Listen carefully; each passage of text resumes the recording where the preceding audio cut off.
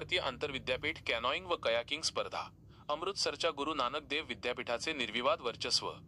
सांगली येथे पार पडलेल्या अखिल भारतीय आंतरविद्यापीठ कॅनॉइंग व कयाकिंग अजिंक्यपद स्पर्धेत अमृतसरच्या गुरु नानक देव विद्यापीठाने ऐतिहासिक कामगिरी करत सर्वसाधारण विजेतेपद पटकावले। त्यांनी 11 सुवर्ण आणि 8 रौप्य अशी एकूण 19 पदके मिळवून स्पर्धेवर आपले नाव कोरले। मोहालीच्या चंदीगड विद्यापीठाने 18 पदकांसह उपविजेतेपद तर पंजाब विद्यापीठाने चंदीगड तृतीय स्थान मिळवले।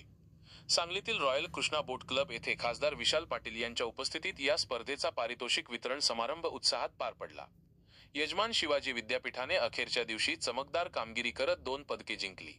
पुरुषांच्या कयाकिंग K4 मध्ये रौप्य आणि महिलांच्या कॅनॉइंग C2 गटात त्यांनी कांस्य पदक पटकावले।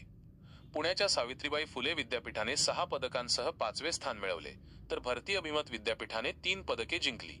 या स्पर्धेमुळे महाराष्ट्रात जलक्रीडा प्रकाराला मोठी चालना मिळेल असा विश्वास मान्यवरांनी व्यक्त केला। स्थानिक नागरिकांनीही या खेळांना उत्स्फूर्त प्रतिसाद दिला।